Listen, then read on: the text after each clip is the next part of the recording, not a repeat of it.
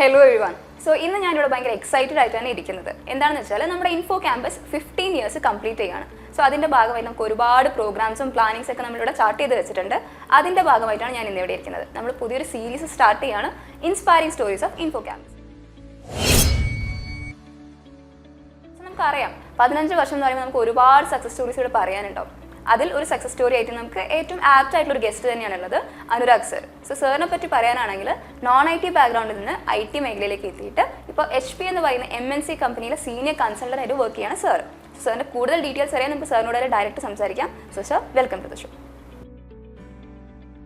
First of all എനിക്ക് ചോദിക്കാനുള്ളത്, sir BSc chemistry, അത് കഴിഞ്ഞിട്ട് ബയോ ഇൻഫർമാറ്റിക്സിൽ PG and now you are working as a senior consultant in HP, അതായത് one of the biggest MNCs. അപ്പോൾ ഈ ഒരു കരിയർ ജേർണി സാർ ഒന്ന് എക്സ്പ്ലെയിൻ ചെയ്യുമോ?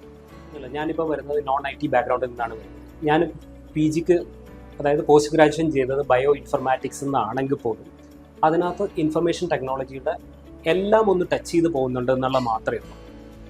അതിനകത്ത് ഇല്ലാത്തത് എന്താണെന്ന് ചോദിച്ചാൽ എല്ലാം ഉണ്ട്. അതൊക്കെ കറക്റ്റായിട്ട് പഠിപ്പിക്കുന്നുണ്ടോ? അതുമില്ല. എല്ലാം ബേസിക് ഒരു എന്ത് ചെയ്യുന്നുണ്ട്, ടച്ച് ചെയ്ത് പോകുന്നേ മാത്രമേ ഉള്ളൂ. അപ്പം നെറ്റ്വർക്കിംഗ് ഫീൽഡിലേക്ക് വരുമ്പോൾ എല്ലാവരെ പോലും ഞാനും നന്നായിട്ട് സ്ട്രഗിൾ ചെയ്തിട്ടുണ്ട്. സ്ട്രഗിൾ ചെയ്യാനുള്ള കാരണം ഇതിൻ്റെ ബേസിക്സ് ഒന്നും എനിക്ക് അറിയില്ലായിരുന്നു. ഞാൻ വൈഡ് ഏരിയ നെറ്റ്വർക്ക് കോഴ്സാണ് ഫസ്റ്റ് ആദ്യമായിട്ട് ചെയ്തത്. ഒരുവിധം മിക്ക കുട്ടികളും എന്ത് ചെയ്യുന്നുണ്ട്,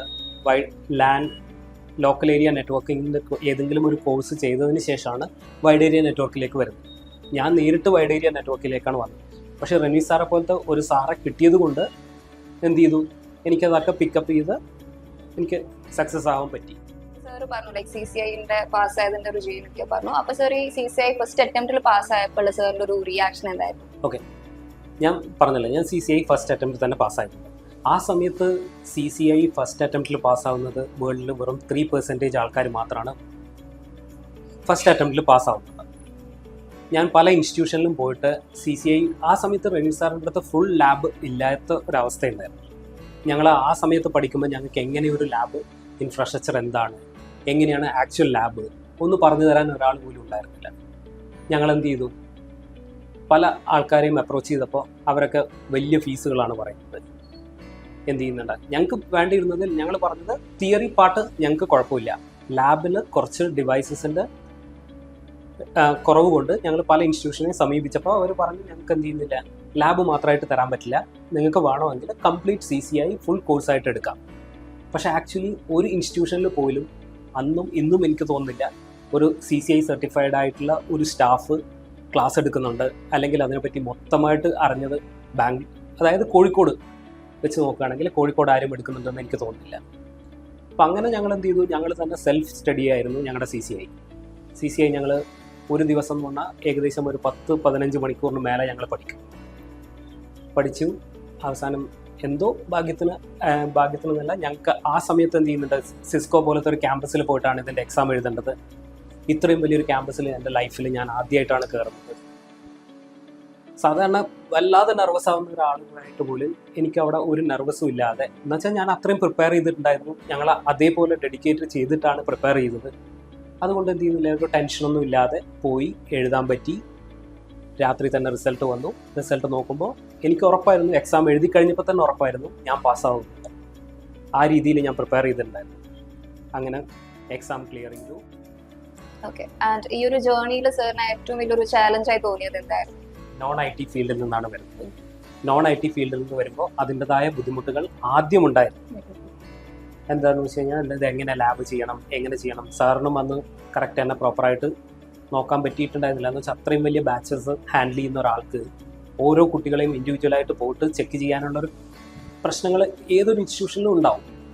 അപ്പം ഞാൻ പറയുന്നത്, ഇനിയിപ്പോൾ ഒരാൾ CCI അല്ലെങ്കിൽ സിസ്കോ ഫീൽഡിലൊക്കെ വരുന്നുണ്ടെങ്കിൽ അവർ ചെയ്യേണ്ടത്, എന്തെങ്കിലും ഒന്ന് മനസ്സിലാവുന്നില്ലെങ്കിൽ ഓരോ ദിവസവും അന്നന്ന് പോയിട്ട് സാറോട് ക്ലിയർ ചെയ്യുക. ഇത്രയും അപ്രോച്ചബിൾ ആയിട്ടുള്ള ഒരു സാറ് ഉണ്ടാകുമ്പോൾ നിങ്ങൾക്ക് വേറെ പ്രശ്നങ്ങളൊന്നുമില്ല. നിങ്ങൾക്ക് ഒന്നും മനസ്സിലായിട്ടില്ലെങ്കിൽ ഇനി ഒന്നുകൂടെ ഒരു ക്ലാസ്സിൽ ഇരിക്കണം എന്ന് പറഞ്ഞാൽ പോലും സാറ് അതിന് നിങ്ങൾക്ക് എന്ത് ചെയ്യും, അനുവദിക്കും. According to you, like future of networking എന്തായിരുന്നു? ഇപ്പം ഏത് ഫീൽഡ് എടുക്കുകയാണെങ്കിലും നമുക്കുള്ളത് എപ്പോഴും എവിടെയും കേൾക്കുന്നതാണ് ഒന്ന് AI, artificial intelligence, machine learning, software defined networking, software defined wide area networking. ഇതൊക്കെ തന്നെയായിരിക്കും ഇനിയത്തെ ഫ്യൂച്ചർ ഉണ്ടാവുക. പക്ഷേ എന്ത് വന്നാൽ പോലും ബേസിക് അറിയാതെ ഇതിനകത്തേക്കൊന്നും നേരിട്ട് കയറാൻ പറ്റില്ല. അപ്പോൾ CCNAക്കും CCNPക്കും CCIക്കും ഇപ്പോഴുള്ള അതേ വാല്യൂ തന്നെ ഇനി ഫ്യൂച്ചറിലും ഉണ്ടാകും. അത് പഠിക്കാതെ നേരിട്ട് നിങ്ങൾക്ക് എന്ത് ചെയ്യാൻ പറ്റില്ല, ഒരു വേറൊരു കോഴ്സിലേക്ക് ജോയിൻ ചെയ്താലും ബേസിക്സ് ABCD അറിയാതെ നമ്മൾ എന്ത് ചെയ്യുന്നുണ്ട്, വായിക്കാൻ നേരിട്ട് പഠിക്കുന്നത് പോലത്തെ ഒരു അവസ്ഥയായിരിക്കും. സാർ ഇപ്പോൾ ഓൾറെഡി പറഞ്ഞു CCNA CCNP ഒക്കെ പറഞ്ഞിരുന്നു. അപ്പോൾ ഈ CCNA CCNP അല്ലെങ്കിൽ CCI ഒക്കെ സർട്ടിഫിക്കേഷൻ എടുക്കുന്നതിൻ്റെ ഒരു ഇമ്പോർട്ടൻസ് എത്രത്തോളം ഉണ്ടാവും? തീർച്ചയായും നമുക്കൊരു എൻട്രി പോയിന്റ് കിട്ടണമെങ്കിൽ, ഏതൊരു കമ്പനിയിൽ പോയിട്ട് നമുക്കൊരു എൻട്രി കിട്ടണമെങ്കിലും നമുക്ക് സർട്ടിഫിക്കേഷൻ മസ്റ്റാണ്. അല്ലെങ്കിൽ നമുക്ക് എന്ത് ചെയ്യില്ല, ഒരു സർട്ടിഫിക്കേഷൻ ഒന്നും ഇല്ലാതെ എനിക്ക് ഇന്നേ നോളജ് ഉണ്ടെന്ന് പറഞ്ഞിട്ട് നമ്മളൊരു റെസ്യൂമി പ്രിപ്പയർ ചെയ്ത് അയച്ചാൽ പല കമ്പനികളും അത് പരിഗണിക്കപ്പെടുന്നില്ല. എന്തായാലും അവരെന്ത് ചെയ്യുന്നത്, സർട്ടിഫിക്കേഷൻ കണ്ടിട്ട് മാത്രമാണ് നമുക്കൊരു ഇൻ്റർവ്യൂ കോൾ പോലും കിട്ടുന്നത്. ഓക്കെ, ഇനിയിപ്പോൾ CCNA അതൊന്നും അല്ലാതെ വേറെ അഡീഷണൽ സർട്ടിഫിക്കേഷൻസ് ഏതെങ്കിലും സാർ സജസ്റ്റ് ചെയ്യാനുണ്ടോ? CCI എന്തായാലും മസ്റ്റായിട്ടും നമുക്കിപ്പോൾ തന്നെ എന്ത് ചെയ്യുന്നുണ്ട്, IT ഇൻഡസ്ട്രിയിൽ ഇപ്പോഴും നന്നായിട്ട് പോകുന്ന ഒരു സർട്ടിഫിക്കേഷൻ തന്നെയാണ്. അതേപോലെ സൈബർ സെക്യൂരിറ്റി പിന്നെ അങ്ങനത്തെ സർട്ടിഫിക്കേഷൻസ് ഒക്കെ എന്തായാലും എന്ത് ചെയ്യുന്നുണ്ട്, വാലിഡ് ആണ്. പിന്നെ ക്ലൗഡ് റിലേറ്റഡ് ആയിട്ടുള്ള സർട്ടിഫിക്കേഷൻ നോക്കുകയാണെങ്കിൽ AWS ആണെങ്കിലും Azure ആണെങ്കിലും ക്ലൗഡ് സർട്ടിഫിക്കേഷൻസ് ഒക്കെ എടുക്കുന്നത് നന്നായിരിക്കും. ഓക്കെ സാർ, ഈ ഒരു എൻറ്റയർ സെഷനിൽ റിമി സാറിനെ കുറിച്ച് കുറേ അധികം പറയുന്നുണ്ടായിരുന്നു. അപ്പം സാറിന്റെ ലൈഫിൽ റിമി സാറിന്റെ ഒരു ഇൻഫ്ലുവൻസ് എത്രത്തോളം ഉണ്ടായിരുന്നു, അല്ലെങ്കിൽ one piece of advice you always take from him? Rimi sir എന്നുള്ള ഒരു വ്യക്തി ഉള്ളത് കൊണ്ടാണ് ഞാൻ ഇന്നിപ്പോൾ ഈ പൊസിഷനിൽ നിൽക്കുന്നത്. ഞാൻ പറഞ്ഞല്ലോ, ഞാൻ നോൺ IT ഫീൽഡിൽ നിന്ന് വന്നിട്ട് ഇതേപോലെ CCI പോലെയുള്ള ഒരു ഇത്രയും വലിയ ഒരു IT സർട്ടിഫിക്കേഷൻ എടുത്ത് ഇപ്പോൾ ബാംഗ്ലൂരിലെ 3ാമത്തെ കമ്പനിയിലാണ് ഞാൻ വർക്ക് ചെയ്യുന്നത്. ഫസ്റ്റ് ഞാൻ സിസ്കോയിലായിരുന്നു, പിന്നെ IBMൽ വർക്ക് ചെയ്തു. ഇപ്പം HP എന്നുള്ള കമ്പനിയിൽ ലാസ്റ്റ് 11 years ആയിട്ട് ഞാൻ വർക്ക് ചെയ്യുന്നുണ്ട്. അപ്പോൾ ഇങ്ങനെ ഒരു നോൺ IT ബാക്ക്ഗ്രൗണ്ടിൽ നിന്ന് വന്നിട്ട് ഇന്നേ ഫീൽഡിലേക്ക് പോകണമെങ്കിൽ ഇത്രയും നല്ലൊരു ഇൻഫ്ലുവൻസ് ഉള്ളത് കൊണ്ട് മാത്രമാണ് ഞാൻ എന്ത് ചെയ്തത്, എത്തിച്ചേർന്നിട്ടുള്ളത്. സാർ, ഇപ്പം ഈ ഒരു സെഷനിൽ നമുക്ക് ഒരുപാട് റിമി സാറിനെ കുറിച്ചും ക്യാമ്പസിനെ പറ്റിയൊക്കെ കുറേ പറഞ്ഞിട്ടായിരുന്നു.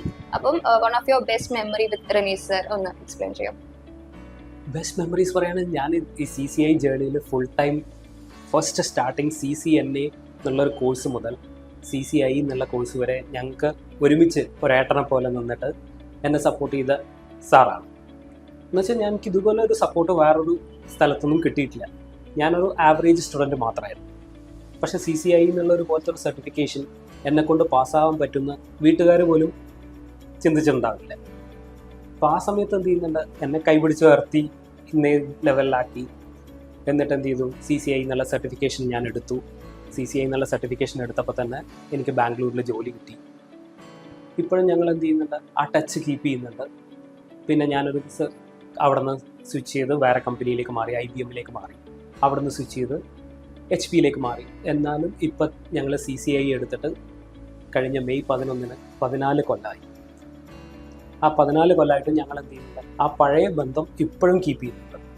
അല്ലാതെ ഇന്ന് ഞാനിങ്ങനെ ഇവിടെ വന്നിട്ട് സംസാരിക്കില്ല. ഓക്കെ സാർ, ഇപ്പോൾ നെറ്റ്വർക്കിംഗ് ഫീൽഡിലെ കറന്റ് ട്രെൻഡ്സ് എന്തൊക്കെയാണ്?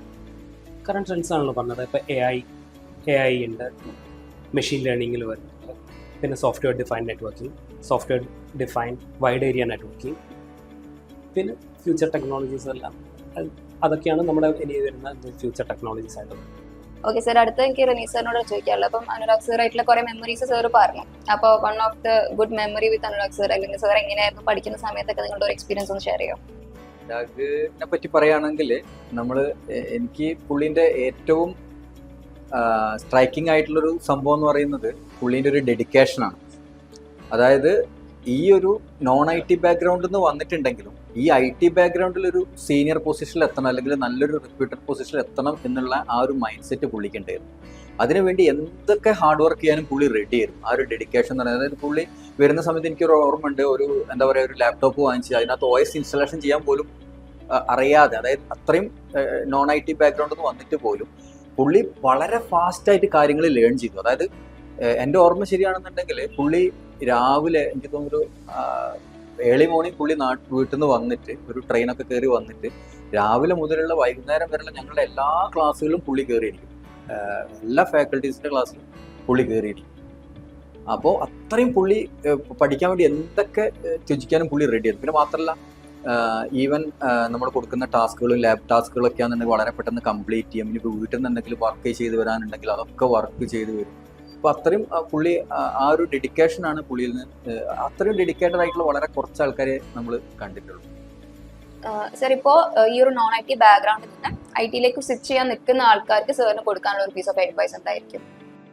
ഇത് ഒരു അത്ര വലിയൊരു കാര്യമൊന്നുമല്ല ഈ നെറ്റ്വർക്കിംഗ് എന്നുള്ള കാര്യം പഠിക്കാൻ. നമ്മൾ ഡെഡിക്കേറ്റഡ് ആണെങ്കിൽ, ഡെഡിക്കേഷൻ ഉണ്ടെങ്കിൽ നമുക്ക് പഠിച്ചെടുക്കാൻ പറ്റുന്ന ഒരു കാര്യം മാത്രമേ ഉള്ളൂ.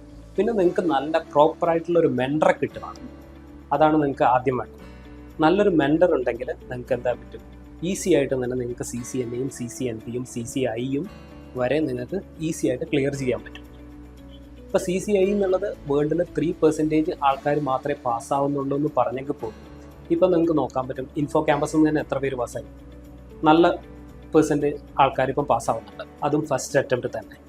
അപ്പോൾ അത് കറക്റ്റായിട്ട് നിങ്ങൾക്ക് ഒരാളെ ഗൈഡ് ചെയ്യാനുണ്ടെങ്കിൽ എളുപ്പത്തിൽ തന്നെ CCI നിങ്ങൾക്ക് പാസ്സായി എടുക്കാൻ പറ്റും എന്നാണ് ഞാൻ മനസ്സിലാക്കിയതും എൻ്റെ അനുഭവത്തിൽ നിന്നുള്ളത്.